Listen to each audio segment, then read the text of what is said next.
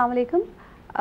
The health show में आज हम बात करने वाले हैं एक ऐसी बीमारी के बारे में जिसके सवालात बहुत से हमारे जहन में होते हैं, लेकिन उसके जवाबात और सही ऑथेंटिक जवाब ढूंढना जो है बहुत मुश्किल काम है, स्पेशली पाकिस्तान में। आज हमारे साथ मौजूद हैं doctor Babar Hasan. Doctor Babar Hasan is a consultant paediatrician and a paediatric cardiologist at the Aga Khan university hospital Karachi. अस्सलाम वालेकुम डॉक्टर साहब। डॉक्टर साहब, ये एक बीमारी जो कि कंजेनिटल हार्ट डिज़ीज़ या पैदाइशी दिल की बीमारी जो कि बच्चों के अंदर होती है, मैं सबसे पहले तो ये जानना चाहूँगी कि ये क्यों होती है, क्या इसकी क्या वजूहात हैं? बहुत सारी मिथ्स हैं इसके बारे में, अगर कुछ आप बता सकते। बिल्कुल। पहली मिथ जो मैं बताना चाहूँगा वो ये है कि समझा ये जाता है कि बच्चों की जो पैदाइशी दिल के अमराज होते हैं या बच्चों के दिल के अमराज वो इतने कॉमन नहीं हैं। और एक छोटी सी फिगर जो मैं आपको बताना चाहूँगा वो ये है कि पाकिस्तान में तकरीबन 56,000 बच्चे पैदा होते हैं हर साल जिनको पैदाइशी दिल के अमराज होते हैं। उनमें से 13,000 ऐसे बच्चे होते हैं जिनको के ऑपरेशन की ज़रूरत उसी वक्त with in their first month of life चाहिए होती है, जिसके बगैर वो सर्वाइव नहीं करते। तो पहला मिथ तो ये कि ये इतना कॉमन नहीं है, वो मिथ है, क्योंकि असल में बच्चों के दिल के अमराज काफ़ी कॉमन बीमारी है। होते क्यों हैं? तो इस पे साइंटिस्ट ने काफ़ी अरसे तक काम किया है और अब तक कोई सही जवाब किसी को नहीं मिला है। खुराक से इसका ताल्लुक किया जाता है, ड्यूरिंग प्रेगनेंसी आपने क्या खाया, मेडिसिन्स, इज दैट ट्रू? तो कुछ दवाइयाँ ऐसी होती हैं प्रेगनेंसी के दौरान जो कि डेफिनेटली बच्चों के दिल के अमराज के साथ उनका कोई कनेक्शन होता है। तभी ऐसी कोई भी दवाई इस्तेमाल करने से पहले ड्यूरिंग प्रेगनेंसी ज़रूर ये अपने ऑब्स्टेट्रिशियन से, अपने डॉक्टर से मालूम कर लें कि आया कि दवाई सेफ़ है या नहीं। पर इसके अलावा खुराक या कोई नज़ला ज़ुकाम जैसे प्रेगनेंसी में हो जाता है, या उसका कोई ताल्लुक बच्चों के दिल के अमराज के साथ नहीं है। हाँ, जेनेटिक कंपोनेंट है।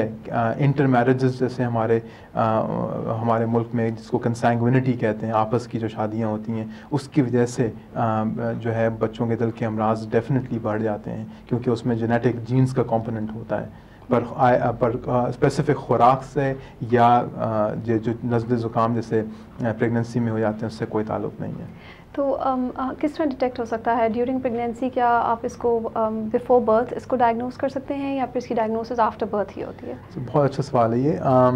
पाकिस्तान में कुछ ही लोग हैं जो कि बच्चों के दिल के अमराज दौरान हमल या बच्चा जब माँ के पेट में होता है उस वक्त उसको डिटेक्ट कर सकते हैं।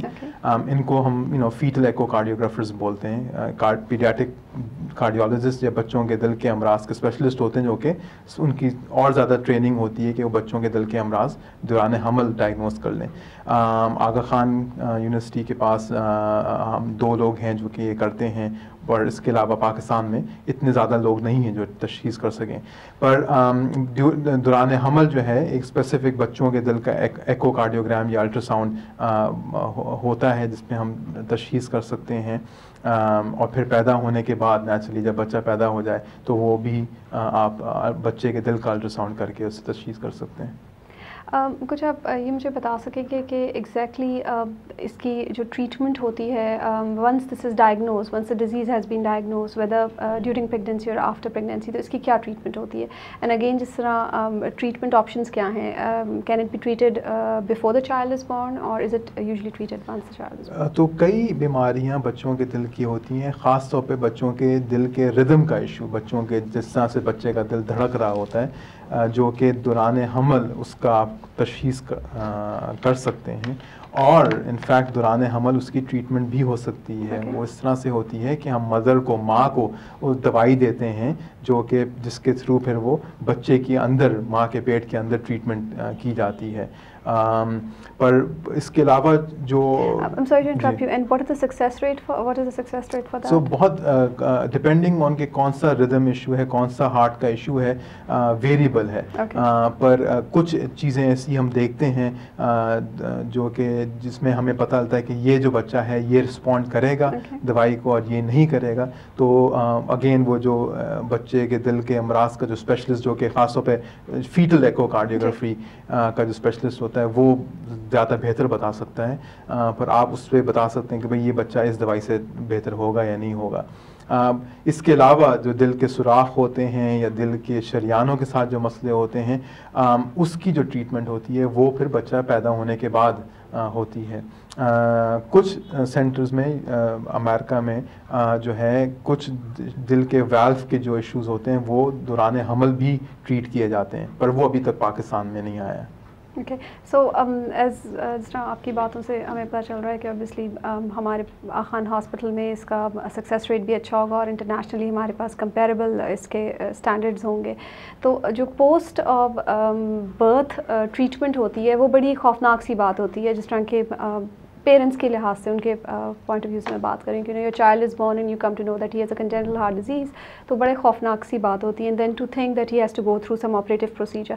तो कुछ उस बारे में आप बताएंगे कि अब what kind of procedure is it that I am not talking of the very serious forms of congenital heart disease, but for क्या प्रोसीजर्स होते हैं और उनमें क्या रिस्क इन्वॉल्व हैं और यूजुअली हम लोग कितने सक्सेसफुल होते हैं विद इन पाकिस्तान? हम विद इन पाकिस्तान जी बिल्कुल। तो अव्वल तो बच्चे के अगर कोई बच्चे के दिल में कोई मसला है तो उसका मतलब ये नहीं है कि तमाम दिल के अमराज जो हैं बच्चों के उनके लिए सर्जरी करवानी है। कुछ ऐसे दिल के मर्ज़ होते हैं जो कि आप मेडिकली भी दवाइयों से कंट्रोल कर सकते हैं। सही है, अगेन वो एक बच्चों के दिल के अमराज का स्पेशलिस्ट डिटरमिन कर सकता है कि कौन सा बच्चे का दिल इस स्टेज में है कि अभी दवाइयों से कंट्रोल हो जाए या कुछ ना करवाने की ज़रूरत पड़े। इसके अलावा जो है सर्जरी एक ऑप्शन है जिसमें कि दिल को खोला जाता है, उसके अंदर जाके सर्जरी की जाती है। और इसके अलावा हम जैसे एंजियोप्लास्टी जो कि बड़ी मशहूर बड़ी कॉमन टर्म यूज़ होती है कि नफ्स के थ्रू, टांग की नफ्स के थ्रू अंदर जाके हम दिल के सुराख बंद कर सकते हैं। और हम खान यूनिवर्सिटी में ये काफ़ी बच्चों पे इस तरह से करते हैं, दिल के ऊपर के पर्दे में और दिल के नीचे के पर्दों में जो सुराख होते हैं उनको हम नफ्स के थ्रू जाके बंद करते हैं। पर डिपेंडिंग ऑन किस तरह की हार्ट डिजीज़ है हमें उसके मुताबिक ट्रीटमेंट करनी होती है। एक चीज़ जो मैं स्ट्रेस करना चाहूँगा वो ये है कि बच्चों के majority heart disease are treatable. एक दफ़ा आप ट्रीट कर दें इनको तो बच्चा एक नॉर्मल ज़िंदगी गुजारेगा। नहीं ट्रीट करेंगे तो वो बच्चा जो है ओवर टाइम जो है वो बीमार होता रहेगा और इवेंचुअली उसकी डेथ हो जाएगी। Okay, from the child's point of view I would like to know कि क्या सिम्टम्स होते हैं जो कि पेरेंट्स को जिनको ध्यान रखना चाहिए कि I mean those are indicators of heart disease. And secondly again के जिस तरह स्कूल्स में एक इन सिंपल वर्ड्स के अगर स्कूल्स में हैं तो क्या आप चीज़ें बता सकते हैं टीचर्स को कि कुछ सिंकपी के अटैक्स हो रहे हैं? व्हाट तो दो तरह की हार्ट डिजीज़ में मैं दो कैटेगरीज में डिफाइन करता हूँ हार्ट डिजीज़ को। एक जिसको हम साइनोटिक हार्ट डिजीज़ कहते हैं, यानी कि नीले बच्चे पैदा हुए वो नीले हुए, उन ब्लू हुए, उनके होंठों के गिर्द नीलापन है, उनकी उंगलियाँ नीली हैं, जब वो रोते हैं बहुत नीले पड़ जाते हैं। ये एक वो डिजीज़ होते हैं जो कि एक तरह से आसान होते हैं डायग्नोस करने कि भाई बच्चा नीला है तो वो तकरीबन काफ़ी सारे जो डॉक्टर हैं उनको शुबा दिल की तरफ जाएगा और वो दिल के अमराज के स्पेशलिस्ट के पास रेफर कर देंगे। जो मुश्किल डिजीज़ है जो कि बल्कि बहुत ज़्यादा कॉमन है हमारे मुल्क में, वो इसको हम एसाइनोटिक हार्ट डिजीज़ कहते हैं, यानी कि जो कि जिसमें बच्चा नीला नहीं पड़ता। और वो ऐसे जैसे दिल के नीचे के पर्दे में सुराख, दिल के ऊपर के पर्दे में सुराख, ये वो सुराख होते हैं जो कि इस तरह से देते हैं। बच्चा किस तरह प्रेजेंट करेगा? बच्चा को बार बार नमोनिया होगा, बच्चा खाएगा पिएगा नहीं, बच्चा अपना वज़न लूज़ करेगा, बच्चे को सीने में दर्द होगी जब भी वो खेलेगा कूदेगा, और बच्चा जो है बार बार बेहोश होगा खेलने कूदने से। डॉक्टर साहब आप हमें कुछ बता सकेंगे कि क्या इसकी प्रोग्नोसिस होती है इस डिज़ीज़ की? और बिल्कुल, जो चीज़ बताना चाहूँगा वो ये है कि देखें, एक दफ़ा इन बीमारियों को मेजॉरिटी इन बीमारियों को अगर आप फिक्स कर दें तो बच्चा जो है एक नॉर्मल ज़िंदगी गुजारेगा। अमेरिका में और बाकी मुल्कों में, बल्कि एक एथलीट है शॉन वाइट के नाम से जो कि स्नो बोर्डर है जिसने कि 9 गोल्ड मेडल जीते हैं, उसको भी पैदाइशी दिल का मर्ज था। तो कहने का मतलब ये है कि बिल्कुल नॉर्मल ज़िंदगी गुजार सकते हैं बच्चे। Quick message for the parents and the families. बिल्कुल, क्विक मैसेज ये है कि बच्चों के दिल के अमराज बहुत कॉमन है और इनको निगलेक्ट करने से बच्चा बार बीमार होएगा और इवेंचुअली उसकी डेथ होगी। और ये फिक्सेबल है, इनको आप फिक्स कर सकते हैं, बच्चा एक नॉर्मल ज़िंदगी गुजारेगा। Thank you very much doctor Babar for joining us. आज के हेल्थ सोर्स से रिलेटेड आपके कोई भी क्वेश्चंस या क्वेरीज हों तो आपको एक बार फिर रिमाइंड करती जाऊँ कि जो ईमेल एड्रेसेस और नंबर्स आपकी स्क्रीन पर फ्लैश कर रहे हैं उनके ज़रिए आप हमें क्वेश्चन कर सकते हैं। इसके अलावा अगर आपको आगा खान यूनिवर्सिटी हॉस्पिटल से कोई हेल्थ लिटरेचर चाहिए हो और आप आगा खान पाकिस्तान से बाहर हैं या पाकिस्तान के अंदर मौजूद हैं, हमारे साथ हमें ज्वाइन करना चाहते हैं हमारे हॉस्पिटल को एज ए रेफरिंग फिजिशियन, कोई पेशेंट रेफ़र करना चाहते हैं, कोई अपॉइंटमेंट्स आपको चाहिए हमारे किसी भी डॉक्टर से, या फिर आप कोई सेकंड ओपिनियन लेना चाहते हैं, तो आप इन तमाम ईमेल एड्रेसेस के ऊपर ही कांटेक्ट कर सकते हैं। Thank you.